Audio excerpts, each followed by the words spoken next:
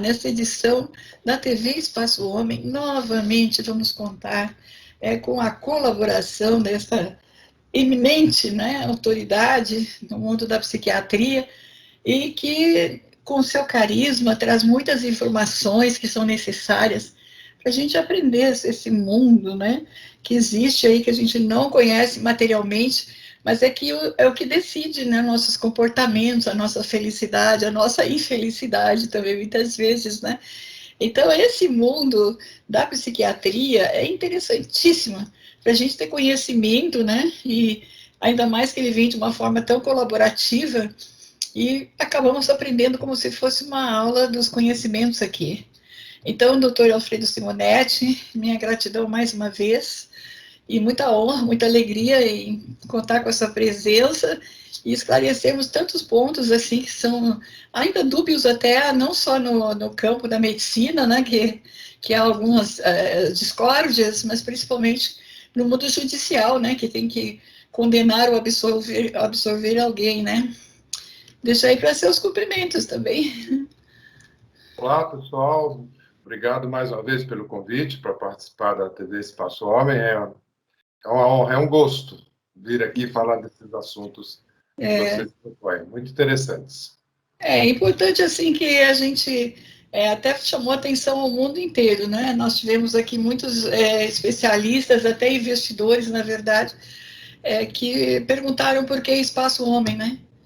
Eu disse assim, mas por que espaço mulher? Você respondeu, eu falei, mas assim, se tem que ter um espaço, né, que se possa conversar sobre assuntos de saúde, direito, o que é correto, o que é ético ou não é, que as mulheres têm que aprender, os homens também, nós vamos ver.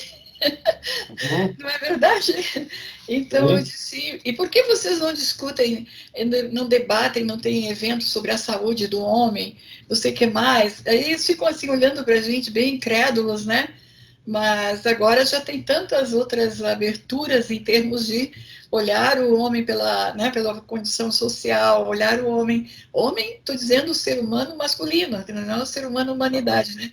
E as coisas começaram, então, a tomar um rumo. O homem passou a ser uma pessoa. Até agora parece que não era. Era aquele herói que vinha, cavaleiro lá, não é isso?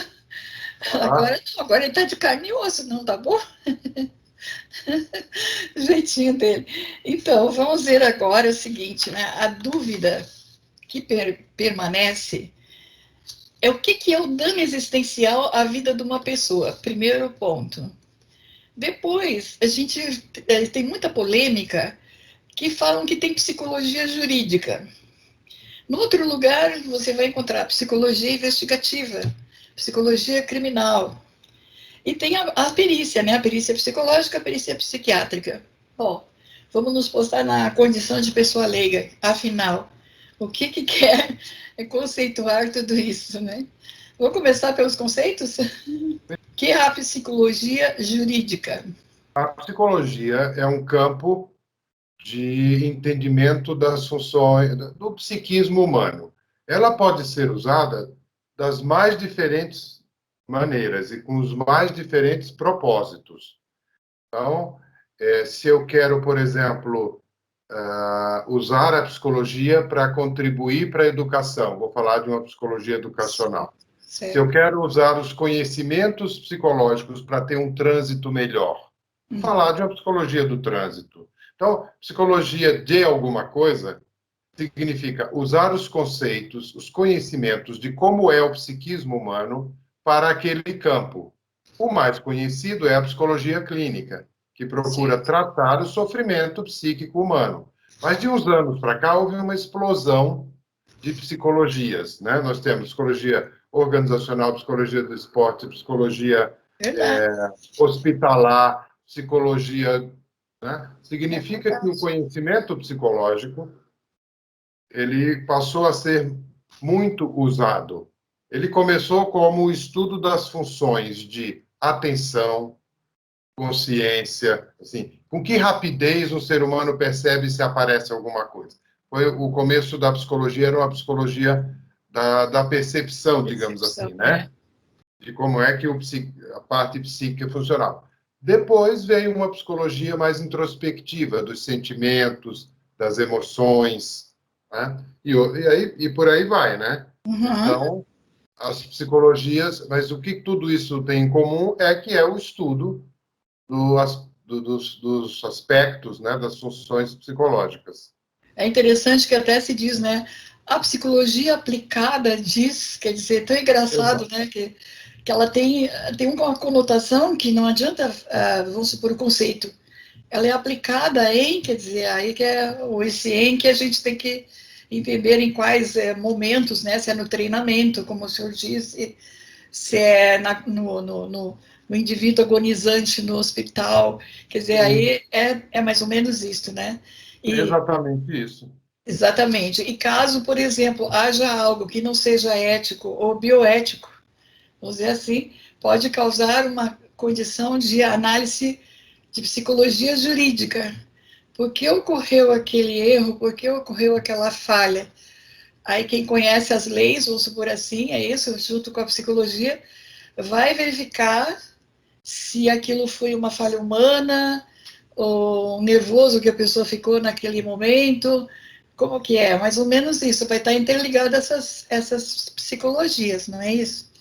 O conceito de psicologia aplicada é por oposição a uma psicologia conceitual básica. Deixa eu dar um exemplo. Sim. O ser humano guarda sete informações. A capacidade da memória do ser humano, por exemplo, é guardar de modo rápido 8 informações. Isso é a psicologia. A psicologia aplicada é quando eu uso isso para o marketing.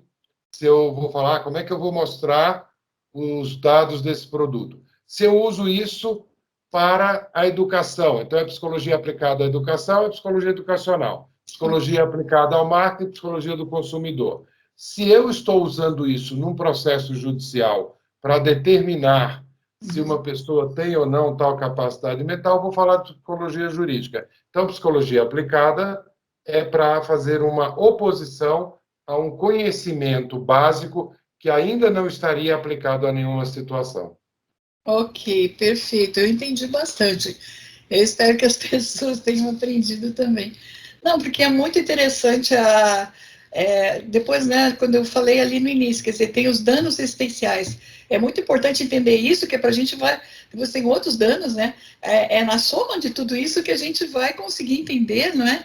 Quando é que atingiu o plano existencial do indivíduo. Isso é formidável. Nossa, eu achei lindo esse estudo aqui. Agora, a perícia forense, ela é engraçada também. Eu encontro perícia, psiquiatria forense, perícia psiquiátrica, quer dizer que estaria mais ou menos dentro do mesmo patamar, né? E É, tem umas coisas também assim, tem a doença psíquica e tem a neuropsíquica. Eu acho que até exato. aqui já tá bom para a gente entender esse bloquinho aqui de informações, né? É, vamos começar pela última coisa que você falou, que eu acho que ela é mais básica, que é a doença neuropsíquica e a doença psiquiátrica. Certo. Seria melhor a gente pensar assim, uma doença que atinge o cérebro e uma doença que atinge a mente, tá? Certo. Então, assim, o que é o cérebro e o que é a mente? O cérebro é um órgão do corpo humano. Do mesmo jeito que existe o fígado, o pulmão, o rim, você pode pegar no cérebro. Ele Certo. existe, ele tem uma realidade concreta, Ok. certo? E a mente? O que é a mente? Você não pega na mente. A É. mente é uma função que tem a ver com a consciência, com as emoções, com os sentimentos. Então, isso é uma dicotomia, uma separação filosófica histórica, né? Que é a mente e cérebro, né? Tem Uhum. algumas posições que dizem que o mais importante é o cérebro, outros dizem que o mais importante é a mente. Então, são posições filosóficas, então, mente e cérebro. Aí, quando eu vou para o campo da doença, se eu tenho uma doença que atinge o cérebro, eu vou falar de uma doença neurológica. Então, um tumor no cérebro, o Alzheimer, que seria uma destruição de alguns neurônios, uma pancada na cabeça. Então, quando eu tenho uma doença que atinge o cérebro, nós temos as doenças neurológicas. Ok. Acontece que a gente tem doenças em que o cérebro está intacto. Por exemplo, Você pega uma pessoa com depressão, com esquizofrenia, mesmo com autismo, aí você faz tomografia, não tem nada alterado a nível neurológico do cérebro, mas as funções, o raciocínio, as emoções estão alteradas. Então, a gente teria o campo das doenças mentais. Então, esses dois, os nomes que se dá para esses dois é complicado, mas o importante é entender que são dois campos diferentes. Quando a gente tem uma lesão no cérebro. Então, e quem cuida disso? Neurologia. E quando não? Quando a doença se manifesta sem uma lesão orgânica. Aí é a psiquiatria e a psicologia. Então, temos esses dois grupos de doença, né? E tem, no caso, traumas, me parece, que a perícia psiquiátrica pode relatar, vou supor, até desde a vida íntima da pessoa até um acidente, como o senhor está falando, um incidente, né? Que a doença vira neuropsíquica. Quer dizer, é Então, interessante. esse é um nome que quer dizer que a doença tem um componente orgânico cerebral, né? E que tem esse outro componente mental, né? É um nome, assim, vamos dizer assim, não acho que indevido, mas é um termo ambíguo, ele não explica muito o que quer dizer Essa doença parte. neuropsíquica, né? Uhum. Talvez seja melhor falar em doença neurológica e a doença psíquica, né? Certo. Então, é um termo bastante ambíguo, ele não explica muito, assim, E quando você fala bastante doença usado, né? neuropsíquica, E né? bastante usado, muitas vezes. Neste campo, sempre que, sugestão, sempre que você se deparar com esses termos, neuropsíquico, neurologia, psiquiatria, psicologia, não ache que assim, é o melhor. Pense e olhe no texto para ver em que sentido o autor está usando essas palavras. Porque essas palavras não têm um consenso. Né? Certo. Falar neuropsiquiátrico quer dizer o quê? Que é uma doença que tem um componente orgânico ou não? Ou é uma doença que... Vou dar um exemplo. Tem os dois. Crianças com TDAH, Hum. aquele transtorno do déficit de atenção e hiperatividade. Algumas pessoas falam, doença neuropsiquiátrica. Quer dizer o quê? Que é um dano neurológico? Aí você faz todos os exames de uma criança com TDAH, os exames neurológicos são normais. Mas nós supomos que exista uma alteração mínima que não aparece em exame. Aí como é que faz? Então, o termo neuropsiquiátrico é para abranger um campo onde as duas coisas estariam acontecendo e a gente não tem clareza. Olha, eu achei muito interessante, já faz algum tempo, e passei para algumas pessoas essa informação, e é muito interessante que várias áreas têm um tipo de comportamento em relação à informação. Alguns até se ofendem, mas eu estou falando aqui de reportagem, inclusive numa coluna científica com a Organização Mundial da Saúde, né? E até eles pediram uma recontagem agora no Brasil com o Ministério da Saúde. Eles citam que há 23 milhões de pessoas brasileiras, ou seja, 12% da população total, com a apresentação de sintomas e transtornos mentais, enfim. E segundo a estatística, o maior grupo ainda estaria aqui no estado de São Paulo. Então é óbvio que a gente está no estado de São Paulo, a pessoa não quer que fale isso, né? Mas é muito interessante porque até nós publicamos e virou uma confusão, já falamos sobre isso, virou uma confusão, e eu não sei por qual motivo houve uma determinação da Organização Mundial da Saúde para que o Ministério Público, não, que o Ministério da Saúde trabalhe junto com eles nessa amostragem daqui de São Paulo, né? E, então, são dados estatísticos, normalmente são confiáveis, né? Como que são feitos, a gente não sabe, porque na reportagem não diz qual foi o método utilizado, Uhum. mas não duvido nada, porque está todo mundo sempre tão estressado, né, doutor? O estresse é uma doença também bastante grave, né? Sim, eu não sei se é exatamente essa pesquisa que você está se referindo, Elizabeth, mas tem uma pesquisa que ficou muito divulgada, que foi da Organização Mundial de Saúde, mostrando que o Brasil era um dos países com mais índices de ansiedade. Não sei se é dessa que você está se referindo. Não, eu tenho essa, eu vou mandar o link para o senhor, eu tenho exatamente essa dizendo objetivamente isso, que é a questão de saúde mental. Que o quê? Sintomas e transtornos, inclusive. Sim, mas que o quê? Que diz a pesquisa? Então, exatamente aqui, que considera-se nessa pesquisa, tá? E até vi outras reportagens depois vim a ler essa complementação, né? Que no Brasil, há 12% da população total, tá? Que seriam 23 milhões de pessoas brasileiras apresentando sintomas de transtornos e outras coisas que vão caracterizar a doença mental. Sim, tá. Então, então, vamos dizer, teria 12% dos brasileiros têm algum problema mental. Sim, é que isso é preciso entender que o que está incluído como transtorno mental vai desde uma psicose, uma esquizofrenia grave, até uma fobia, né? Então, sim, esse é um número, mas esse não é um número excepcional, porque ele inclui muita gente com transtornos leves, né? Imagina, a pessoa tem fobia de avião, ela entra nessa estatística. Tem fobia de borboleta, ela entra nessa estatística. Então, essa é uma estatística essa é muito ampla, né? O que teria mais significado seria ver qual a porcentagem de brasileiros que sofrem de transtornos mentais severos. Certo. Depressões graves, né?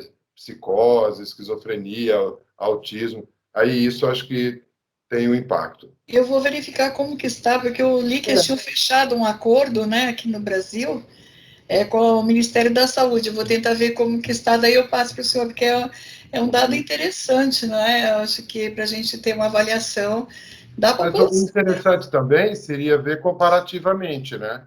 Por exemplo, é muito ou pouco dizer que 12% da população tem algum transtorno mental. Como é isso nos outros lugares? Isso é uma coisa que é assim no mundo inteiro? Ou é tão diferente do Brasil ou não, né? Eu acho que quando a gente tem um dado estatístico, a gente tem que relativizar para saber o significado dele, né?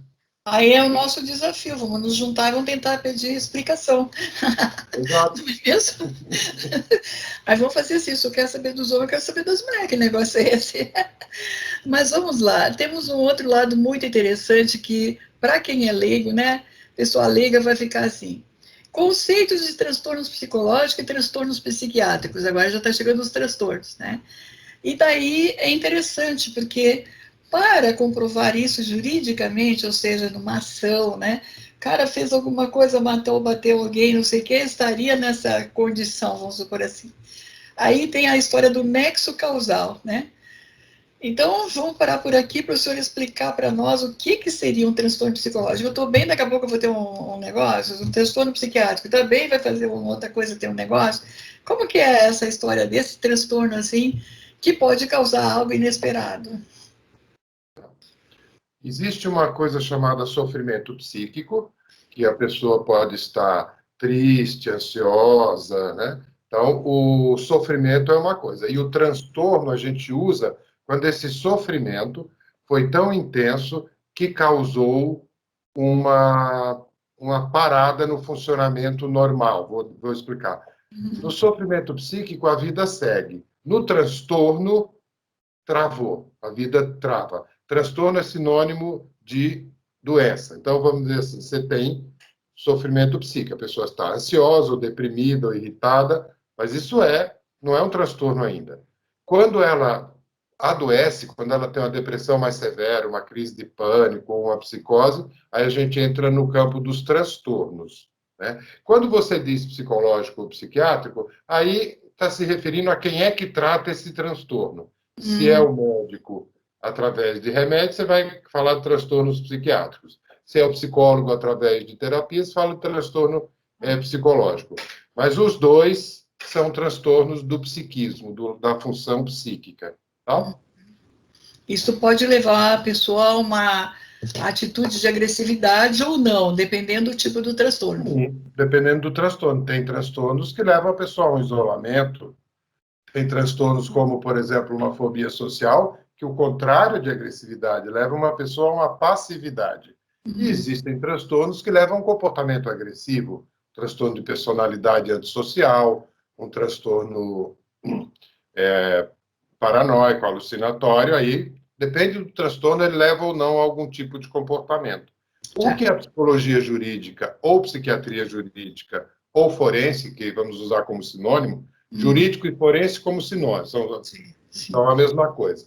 E é a interface entre o campo do direito, da justiça, e o campo do psiquismo, né, da psiquiatria ou da psicologia. Geralmente, essa interface acontece para determinar se a pessoa que está sendo acusada de tal ato tem ou não uma doença mental.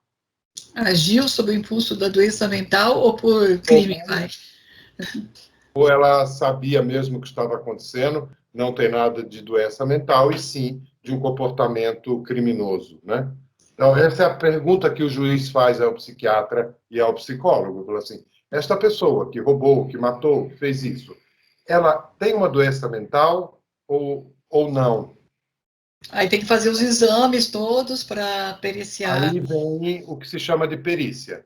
O médico ou o psicólogo conversam, examinam e fazem um relatório. E diz assim, olha, essa pessoa tem isso e isso. Ou não, não tem nada, é uma pessoa que tem um psiquismo normal, não tem nenhuma doença aqui. E aí o juiz, a partir disso, conclui o que fazer. Então, a psiquiatria forense ou a psicologia forense tem isso. Um outro campo que existe, que não é criminal, né, na psiquiatria, na psicologia ou na psiquiatria, que é a investigação das condições psíquicas de uma pessoa para tal coisa. Então, assim, ó, qualquer candidato a ser um policial no Brasil precisa ter um exame por um psiquiatra ou por um psicólogo dizendo que ele tem minimamente as condições psicológicas para ser policial. Se um casal se candidata à adoção de uma criança na justiça, o juiz também pede que haja uma perícia, ou seja, perícia é uma observação, um exame, né? Que o psicólogo ou o psiquiatra vai conversar com o casal, Elizabeth, e dizer se há alguma alteração psicológica importante que impeça aquele casal de fazer uma adoção, ou que impeça aquela pessoa de ser policial, ou que impeça aquela pessoa de ser piloto de avião. Né? Então, a interface entre o direito e a psicologia tem essas dois pontos mais frequentes, o criminal, né, e o destas habilidades, dessas qualificações. Certo. Aí a gente falou de tudo assim, mas a gente não falou, por exemplo, de uma coisa que é grave, segundo reportagens, dados estatísticos, de novo, porque eu não estou inventando nada, eu leio, recebo as informações, e quando eu não sei, gostaria que as pessoas fizessem o mesmo que eu estou fazendo. Vai perguntar para um especialista, né? Porque a gente é leiga, não tem como saber.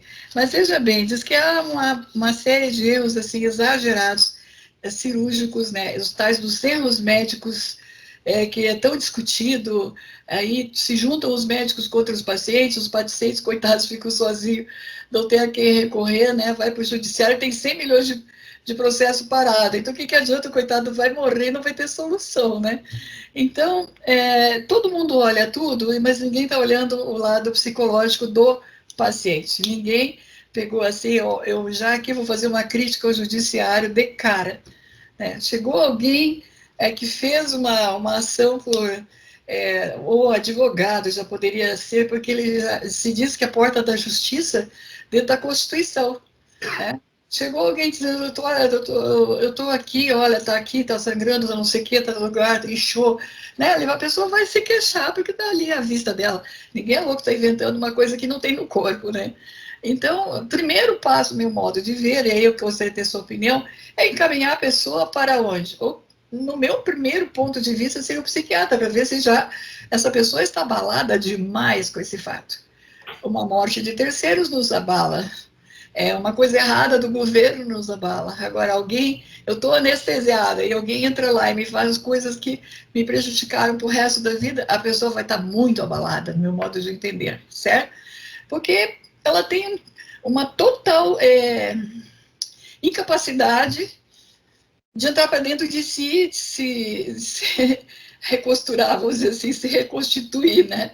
Então, já começa aí a falha, no meu modo de entender, que essa pessoa está sendo tratada como um corpo, digamos assim, de material plástico para serviço de experiências, né? Eu acho que nem com ratinho hoje se pode fazer isso, porque tem tanta proteção aos animais, né? Então, é verdade que os cosméticos não podem fazer uma série de coisas, né? Então, os animais têm proteção e a pessoa foi lá para curar-se e sai de lá com um problema maior.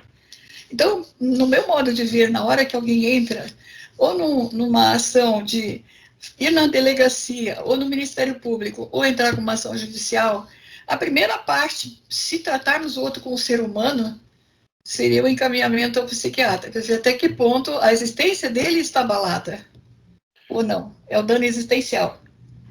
Então, pelo que a gente tem atualmente, né? Esse é um conceito muito novo, muito polêmico. Algumas pessoas não reconhecem, não acham que vale a pena falar nesse sentido. Seria distinguir três danos, né? O dano material, o dano moral e o dano existencial. Certo. O dano material é o que a pessoa perde em termos de patrimônio.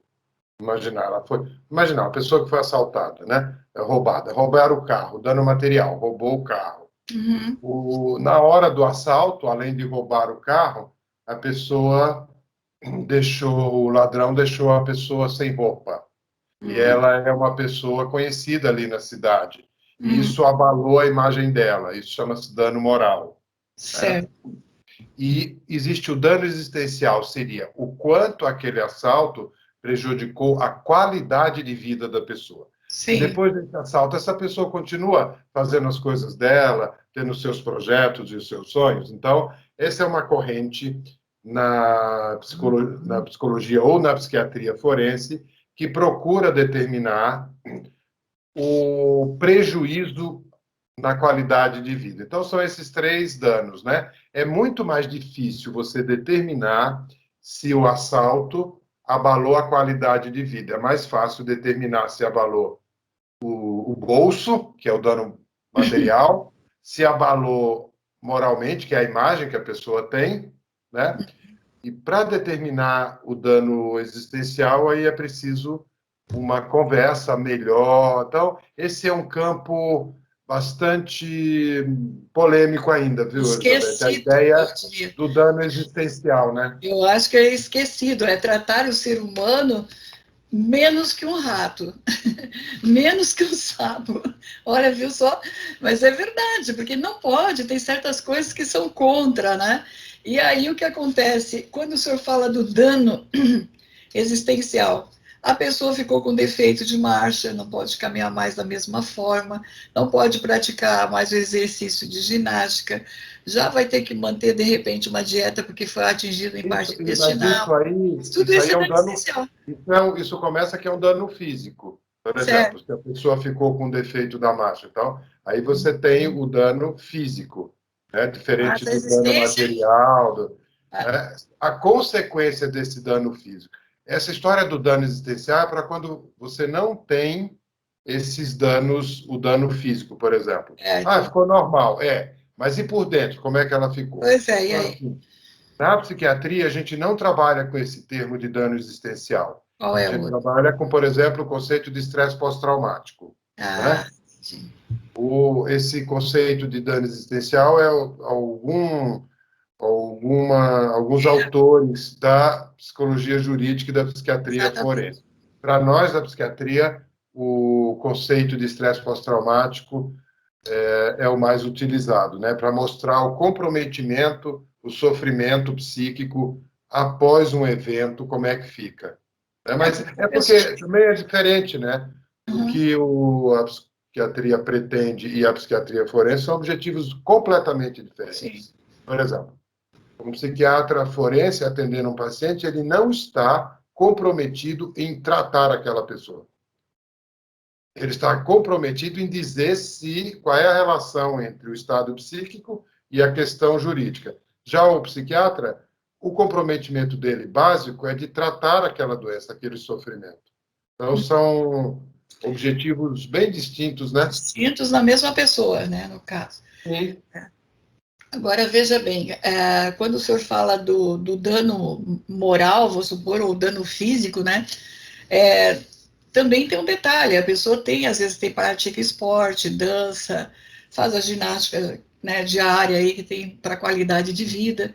Quer dizer, na perda dos movimentos, que nunca mais vai poder fazer a mesma coisa, vou supor, aí você tem o quê? O dano físico e o dano psíquico, porque tem o sofrimento de nunca mais poder realizar aquilo lá. Seria isso? Sim, esse seria o dano existencial. Sim, porque nunca mais eu vou poder ser a mesma pessoa. Não posso mais dirigir, não posso mais correr. Embora você olhe, a figura está inteira, mas ela perdeu a função. Legal essa aí de entender, viu? Gostei. Muito bom. A gente lê e não entende, doutora. A gente precisa de você aí, de todo mundo que queira nos ajudar. Muito bom, eu gostei de aprender isso aqui, né? Então, agora nós já aprendemos os 2 tipos de danos. E danos sociais, existe? E existe o dano moral, que é o dano à imagem da pessoa. Né? A pessoa, por exemplo, se ela é exposta publicamente na sua sexualidade ou na sua intimidade, a imagem dela fica comprometida. E existe o dano social no sentido de prejuízos quanto ao quê? Quanto à condição de vida da pessoa, né? Existe um dano social, mas no sentido de que ela perdeu o quê, por exemplo? Ela perdeu imagina, ela foi assaltada. Cabeleireiro e fizeram um estrago no cabelo dela. O cabelo não é o corpo, mas Não chamamos isso de dano social, não é o eles chamam isso de dano moral. moral.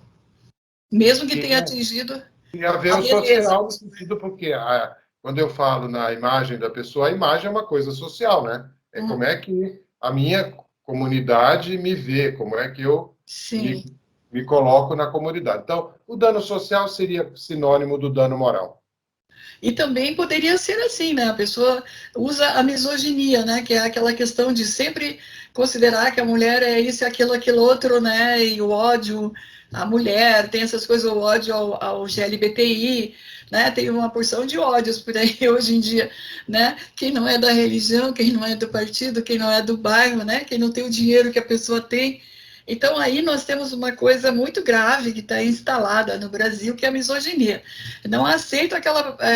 Olha, eu já fui xingada, já recebi coisas horríveis na minha vida, porque eu sou jornalista, até agora eu não entendi, não fiz mal para ninguém, eu não tenho nenhuma notícia indevida para as pessoas. Né? Mas, quer dizer, um sistema que está se instalando de desrespeitar jornalistas que são profissionais trabalhando, entendeu? Então, se criou uma cultura de ódio. Veja bem, e de pessoas que ficam daí inventando coisas, que vai entrar na misoginia. Só aquelas coisas que se acusam a mulher de várias coisas, das quais a coitada nem sabe o que estão falando dela, entendeu? É uma cultura de ódio. Então, Sim. muito interessante isso agora, né? Até saiu nova lei sobre isso, né? Mas veja bem, isso aí é a mulher olhar para outra, ou um homem olhar para aquela mulher e dizer: você não vale nada porque você é uma jornalista. Que coisa, gente. Atinge o quê? A dano social, é a misoginia, é o dano de ódio, né? É ódio, porque está dizendo que não aceita a pessoa na condição de trabalho dela. Está meio estranho, não tá? E aí? Quem precisa do psiquiatra? O cara que ofende, né? O psiquiatra vai dizer o seguinte, que uma pessoa que faz isso, que pratica esses ódios todos que você elencou, né? Pode ser por um transtorno mental? Pode, mas nem sempre. É preciso lembrar que a maldade existe. Sim. Tem pessoas que são más, ou melhor, todos nós temos um ladozinho mal. A maioria de nós controla o nosso lado mal. E algumas pessoas se permitem soltar o lado mal, né? Certo. Então, não precisa recorrer à psiquiatria no sentido de doença, né? A maldade existe. Existem seres humanos maus e existem lados maus nos seres humanos bons. A Uhum. diferença é que algumas dessas pessoas, em algumas circunstâncias, se permitem soltar a sua maldade. A internet tem ajudado muito, porque cria um anonimato, Uhum. né? A pessoa só manda lá um ódio para alguém, né? Gostei dessa frase. Bom, de vez em quando eu mando ódio para alguém, mas dentro da minha casa, com muito zangada com alguém à distância. Mas A brincando. diferença, eu já falei isso aqui para você no outro dia, a diferença entre os psicopatas, o sociopata e uma pessoa normal é o nome de um livro, é muito interessante. Ele diz assim, que os homens maus fazem o que os homens bons sonham. Que todo mundo sonha em pegar o outro e judiar, mas não faz, porque sabe que isso é uma fantasia. Algumas pessoas passam ao ato. Esses são os psicopatas. Certo. Mas é interessante, doutor, que agora há leis, né? E no caso, é muito bom, de certa forma, eu acho, porque eu, pelo menos, eu sempre recebi todos os adjetivos não positivos, porque, como o senhor disse, é a inveja, né? Então, se essa louca faz isso, essa louca aquilo não é possível. Ainda continua, quer dizer, os caras, né? Mas o que que acontece? É muito engraçado, sabe? Agora não, agora tem punição. Conforme disser alguma coisa para a pessoa, você tem meios de provar, além da indenização, dá 5 anos Tem, de xadrez. tem como levar isso à justiça, né? Então, não é legal isso também? É. Pararam-se com os ódios daqui a pouco, não é? Mas olha, eu lhe estimo muito em primeiro lugar, eu acho que eu pelo menos aprendi bastante, né? E eu acredito que o senhor teve a coragem de dizer o que muitas pessoas ficam no corporativismo e não dizem. O erro da gente está exatamente no admitir que a gente pode errar e o outro também, né? Obviamente que um paciente anestesiado jamais vai entrar dentro dele mesmo, certo? E cortar um monte de pedaços que não é para fazer. O paciente anestesiado não vai pegar o bisturi do médico e fazer uma legime na sua cara. Assim, você fica com o rosto desse tamanho, tirou o nariz, botou no outro lugar. Né? Então, eu estou brincando um pouco para mostrar assim, o absurdo do absurdo. Né? Então, um hospital ou um médico que tenha vergonha na sua hombridade, né? Vai dizer assim, poxa, mas como é que eu vou negar que eu não estava com o paciente anestesiado? Como é que eu, pelo ter um pouco de orgulho de si mesmo para dizer assim, né? Aceitar o erro, eu acho que é a melhor questão de sanidade mental, como o senhor está colocando aí, sanidade emocional, né? Tem coisas que não tem como inventar, sabe? Fugir, né? Eu acho que é uma fuga. Talvez a psiquiatria explique bem o comportamento dessas pessoas que até se agremiam para poder achar que o paciente aqui está errado. Foi lá e Não, saiu deformado. Como que isso pode? não é um problema psiquiátrico. É Não o quê? precisa da psiquiatria para explicar isso. É uma questão social, de interesses. Não, assim, pelo que eu estou entendendo, você está falando de médicos que cometem um crime, que Um são erro. acusados de praticar um erro médico e se defendem de tal e tal maneira. Sem psiquiatria nisso, Elizabeth. Isso é uma questão social. Não tem doença mental envolvida. Tem alguém que errou e que não quer aceitar, ou alguém que Falta de não, caráter, né? não teve um erro e está acusando. Quer dizer, vamos deixar a psiquiatria de fora disso. Porque quando você inclui a psiquiatria nisso, está fugindo do verdadeiro problema. O problema não é a Certo. doença mental, o É uma problema falta são de caráter, interesses sim. ou. Uma Não falta de precisa entrar na caráter, falta psiquiatria de para isso, ética, não. falta de profissionalismo, né? Porque se você atropela um cachorro na rua, você vai ter que parar o carro para socorrer o cachorro. Por que Exato. atropela com bisturi? Não vai fazer nada, né? Então, É. e o hospital, vamos supor que está no lugar do carro, né? Está sabendo do acidente que aconteceu lá dentro e não vai salvar o cachorro jogado na calçada. Mais ou menos assim, brincando, né? Me parece que os cachorros estão valendo mais atualmente do que os pacientes, que tem uma média de 3 a 6 erros médicos por dia, né? Né? Então tá demais o negócio. Mas foi muito legal, eu aprendi bastante e na brincadeira eu acredito que nós conseguimos trazer uma boa conscientização, sabe, para as pessoas entenderem, eu diria que o absurdo do absurdo do que está acontecendo, né? Então, não permitir isso já é uma forma de a gente transformar uma sociedade melhor. Porque hoje a gente está conversando, amanhã não sabe o que vai estar acontecendo com a gente também desacordado na rua. Pegaram, acharam que era uma coisa, levaram, tiraram um pedaço e não era aquilo lá, né? E daí como é que fica? Então, eu aprendi e achei muito valioso essa sua simpatia, essa sua simplicidade, no sentido de fazer com que a gente entenda, né? A gente entende o lado científico de uma forma tão bem explicada que muitas vezes a gente vai estar lendo, precisa e não sabe como vai fazer, não sabe caracterizar. Tem uma pessoa na família, a gente não sabe, pensa que sabe qualquer outra coisa. Então, tem muitas informações que você está trazendo, com certeza, elucidou muitas vezes já as mulheres, e agora nós acabamos de trazer umas informações para os homens, né? Porque também eles estão mais expostos externamente. Né? Eles não estão muito com mais risco, muitas vezes, do que a mulher, né, que está com a vida domiciliar ali, cuidando da família. E quando tu pega as estatísticas, os homens que morrem mais em trânsito são os, né, e ficam, inclusive, com aleijados, né, com deficiência física, né? Nós temos no trânsito, nós temos nas fábricas, nós temos em várias áreas, assim, sabe? Quando você entra lá no Google, não precisa mais que isso. A estatística de quanto que os homens morrem é uma coisa surpreendente. Muitas coisas, talvez você estivesse nervoso, chateado com o patrão, com o chefe, entendeu? Tá lá dirigindo e não tá prestando atenção, que daqui a pouco ele tem uma vida só e não vai ter mais daqui a 2 segundos. Ou vai ficar aleijado pro resto da vida, né? Porque ela tava com aquela raiva controlada lá na direção. É mais ou menos por aí, né, doutora? Eu acho que a gente tem que começar a pensar que a gente é sentimento, que esses sentimentos podem influir no dia a dia, né? E até numa desgraça da vida da gente, se não cuidar, né? É por aí? É pior que a bebida, né? O mau comportamento é pior que a bebida, né? E a droga também. Então, eu deixo aí para o senhor concluir, como é que o senhor acha melhor. Eu pelo menos entendi assim, eu aprendi bastante, doutor, gostei muito mesmo. Olha, obrigado por essa oportunidade, né, para a gente falar desse encontro entre a psicologia e a justiça, né, que é o que costumamos definir como psicologia jurídica ou psiquiatria jurídica. Muito obrigado pelo convite, mais uma vez, para participar, Elizabeth.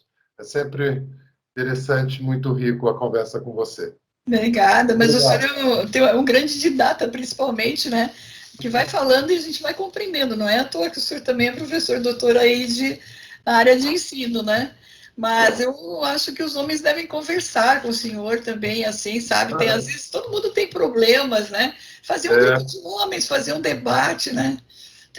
No momento, no Brasil, temos que fazer muitas reuniões, muitos debates, muitos estudos, né? Nós estamos num momento de transformação muito grande, a gente tem que se entender. Não adianta ir para casa tomar umas que outra, como diz, ou ficar fumando uma droga por aí, que a coisa fica mais complicada ainda, não é, doutor? Temos que estar bem conscientes. Minha gratidão, meu respeito, minha admiração à sua pessoa, tá? E obrigado, Elizabeth. Que bom que as pessoas têm o senhor como médico. Agradeço pelo carinho, obrigado. Muito feliz com a sua família, muito grata, viu? Gente querida, assim nós estamos encerrando mais essa edição da nossa TV Espaço Homem e acreditamos que vocês aprenderam bastante, né? E a gente levou um pouco assim na brincadeira para ficar mais light, né? Tanta coisa para aprender, tanto medo que dá às vezes, né? Mas aí, homens, corajosamente vão começar a debater esse lado também. Vocês também têm o lado psíquico, psicológico, que é mais precisam não ter dano existencial, né? Então, um grande abraço a todos e até a próxima edição.